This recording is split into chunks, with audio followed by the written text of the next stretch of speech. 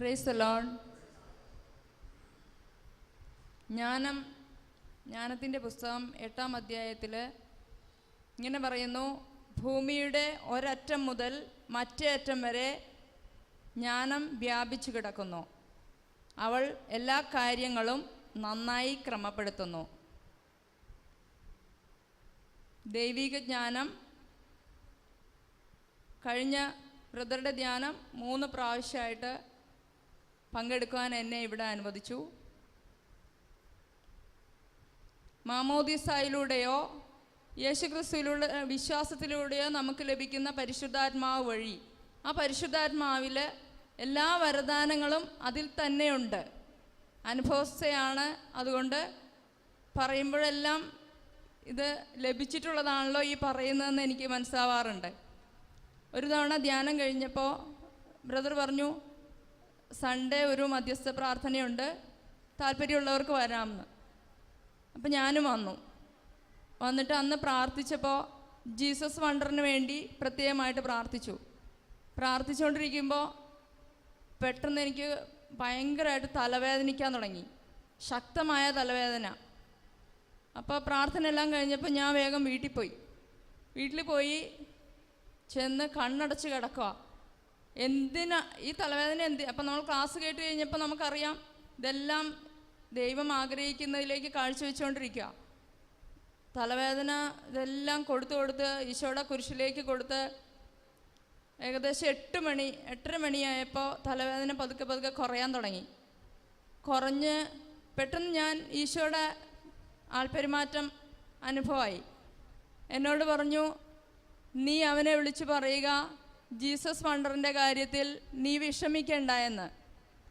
ഞാൻ ഉടനെ തന്നെ ബ്രദറിനെ വിളിച്ചപ്പോൾ ബ്രദറിനെ കിട്ടി. ഞാൻ പറഞ്ഞു, ബ്രദറെ, ജീസസ് വണ്ടറിൻ്റെ കാര്യത്തിൽ ഈശോ ഇടപെടുന്നുണ്ട്, അത് എന്തോ ചെയ്യും എന്ന് പറഞ്ഞു.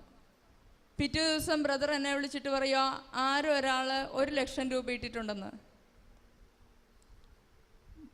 ജ്ഞാനം എല്ലാ കാര്യങ്ങളും ക്രമമായി എല്ലാം ക്രമപ്പെടുത്തുന്നു. രണ്ടാമതൊന്ന്, പ്രഭാഷകൻ 3:4 നമ്മൾ വായിക്കുന്നുണ്ട്, അമ്മയെ മഹത്വപ്പെടുത്തുന്നവൻ നിക്ഷേപം കൂട്ടിവയ്ക്കുന്നു. ഞാൻ ഇനിയും മാമോദിസ സ്വീകരിച്ചിട്ടില്ലാത്ത വ്യക്തിയാണ്. ഇപ്പോൾ പതിവിന് വിപരീതമായി എന്നോടൊരു ദിവസം പറഞ്ഞു, 9 മണിക്ക് കത്തീഡ്രലിലുള്ള കുർബാനയിൽ സൺഡേ പങ്കെടുക്കാൻ പറഞ്ഞു.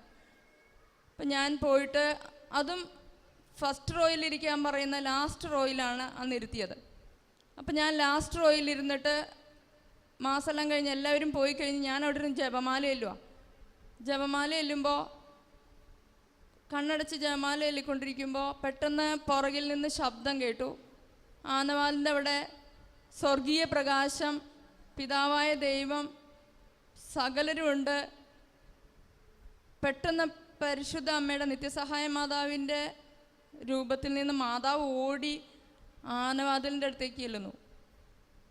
അപ്പം ഞാൻ പെട്ടെന്ന് കണ്ണ് തുറന്നിട്ട് അടുത്തിരിക്കുന്ന ആളോട് ചോദിച്ചു, എന്താ ഇവിടെ സംഭവിക്കുന്നതെന്ന് ചോദിച്ചപ്പോൾ ഇവിടെ മാമോദീസ നടക്കുകയെന്ന് പറഞ്ഞു. പക്ഷെ ഞാൻ കണ്ണ് തുറന്ന് നോക്കുമ്പോൾ അവിടെ ഫോട്ടോയിലും അതിലെല്ലാമാണ് എല്ലാവർക്കും ശ്രദ്ധ. ഇവർക്ക് ആർക്കും അറിയാൻ വയ്യാത്തതുപോലെ ഇവിടെ എന്താ സംഭവിക്കുന്നതെന്ന് എനിക്ക് വലിയ വിഷമം തോന്നി. ഞാൻ ഇതാണോ കത്തോലിക്ക സഭയിലേക്ക് അംഗമാകുമ്പോൾ ഒരു വ്യക്തിയായി തീരുന്നതെന്ന് എനിക്ക് വലിയൊരു ഉൾക്കാഴ്ച കിട്ടി. എനിക്കൊരു ഇളയ കുഞ്ഞ് 1 വയസ്സുള്ളൂ.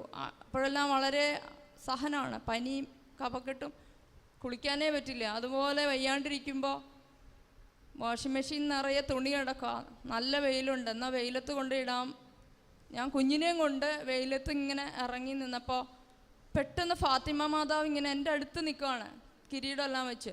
എൻ്റെ അടുത്ത് ചോദിക്കുക, മോളെ, നിൻ്റെ ഒക്കത്തിരിക്കുന്ന ഈ കുഞ്ഞിനെ ആരെങ്കിലും പിടിച്ചുകൊണ്ട് പോയാൽ നീ എന്ത് ചെയ്യുന്നു?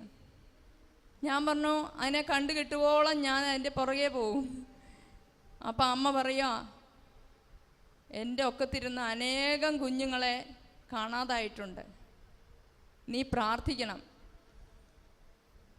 അമലോത്ഭവയായ പരിശുദ്ധ അമ്മ നമ്മൾ പാപികളായിരിക്കുന്ന നമ്മളുടെ പാപം ഒന്നും നോക്കാതെ അമ്മയെ വിളിച്ച് അപേക്ഷിക്കുമ്പോൾ എത്ര കാരുണ്യമാണ് നമ്മളോട് കാണിക്കുന്നത്. ഇങ്ങനെ പറയുന്നു, അബ്രഹാം ബലിയർപ്പിക്കാൻ മോറിയ മലയിലേക്ക് കയറി തിരിച്ച് മകനെയും കൊണ്ടുവന്നു. മാനവരാശിയുടെ മുഴുവൻ പാപമോചനത്തിനായി യേശുക്രിസ്തു യാഗം കഴിഞ്ഞപ്പോൾ യോഹന്നാൻ മാതാവിനെയും കൊണ്ടാണ് ഇറങ്ങി വന്നത്. നമുക്ക് സ്വന്തമായ അമ്മ.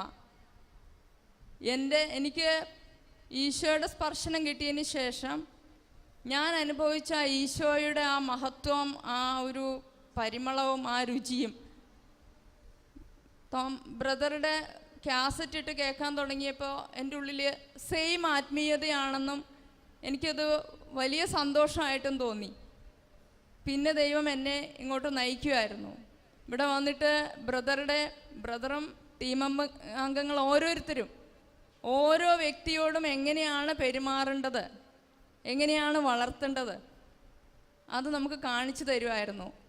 ഈ 3 ധ്യാനങ്ങൾക്കും, 2 ധ്യാനങ്ങൾക്ക് എന്നെ തനിയെയും 3ാമത്തെ ധ്യാനത്തിന് എൻ്റെ മോനെയും കൂടെ പങ്കെടുപ്പിച്ച ദൈവത്തിന് കോടാനുകോടി നന്ദി പറയുന്നു. Praise the Lord.